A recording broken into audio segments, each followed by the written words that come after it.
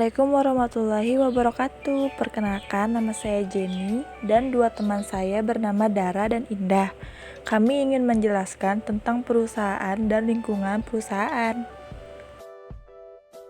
Perusahaan adalah suatu unit kegiatan yang melakukan aktivitas pengolahan faktor-faktor produksi untuk menyediakan barang dan jasa bagi masyarakat, mendistribusikannya, serta melakukan upaya-upaya lain dengan tujuan memperoleh keuntungan dan memuaskan kebutuhan masyarakat. Visinya adalah 1. Diciptakan melalui pemufakatan. 2. Mempengaruhi orang-orang untuk menuju misi. 3. Tampak keterbatasan dimensi waktu. Isinya adalah 1. Mengejawantahkan alasan dan keberadaan perusahaan. 2. Tidak selalu mencerminkan suatu kinerja kendati ada dasar pengalokasian sumber daya dan penetapan tujuan. 3. Tanpa dimensi dan tolak ukur. Tempat kedudukan dan letak perusahaan. Tempat kedudukan perusahaan adalah kantor pusat perusahaan tersebut. Tempat kedudukan perusahaan pada umumnya dipengaruhi faktor kelancaran hubungan dengan lembaga-lembaga lain seperti lembaga pemerintah, lembaga keuangan, pelanggan. Lokasi perusahaan adalah tempat perusahaan melakukan kegiatan fisik atau pabrik. Letak perusahaan dipengaruhi faktor ekonomi dan merupakan salah satu faktor penting yang menunjang efisiensi perusahaan terutama dalam kaitannya dengan biaya. Letak perusahaan dibedakan menjadi 4, yaitu yang pertama, terikat keadaan alam. Pada umumnya karena ketersediaan dan kemudahan bahan baku. Yang kedua, terikat sejarah. Perusahaan menjalankan aktivitasnya di suatu daerah tertentu karena alasan yang hanya dapat dijelaskan berdasarkan sejarah. Yang ketiga, terikat pemerintah. Ditentukan pemerintah atas dasar perimbangan keamanan politik, kesehatan, dan sebagainya.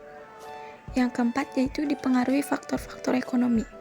Lokasi perusahaan jenis ini pemilihannya dipengaruhi oleh banyak faktor ekonomi seperti kedekatan dan faktor ketersediaan bahan mentah, ketersediaan tenaga air, ketersediaan tenaga kerja, ketersediaan modal, kemudahan transportasi, dan kesesuaian iklim.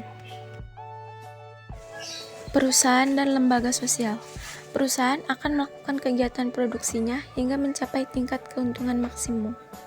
Di sisi lainnya, perusahaan merupakan suatu unit kegiatan produksi yang menyediakan barang dan jasa bagi masyarakat.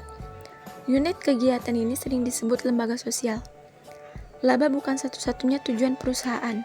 Masih terdapat berbagai tujuan lain seperti memberi kesempatan kerja untuk mengurangi pengangguran, upaya pengabdian masyarakat, dan sebagainya. Tujuan pendirian perusahaan. Tujuan ekonomis berkenaan dengan upaya perusahaan untuk mempertahankan eksistensinya. 2. Tujuan sosial perusahaan. Memperhatikan keinginan investor, karyawan, penyedia, faktor-faktor produksi maupun masyarakat luas. Sifat sistem perusahaan. 1. Kompleks. 2. Sebagai suatu kesatuan atau unit. 3. Sifatnya beragam. 4. Saling tergantung. 5. Dinamis. Fungsi-fungsi perusahaan terbagi menjadi 2. Pertama, fungsi operasi. Meliputi pembelian dan produksi, pemasaran, keuangan, personalia, akuntansi, administrasi, teknologi informasi, transformasi dan komunikasi, pelayanan umum, dan undang-undang.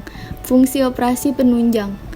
2. Fungsi manajemen meliputi fungsi perencanaan, pengorganisasian, pengarahan, dan pengendalian.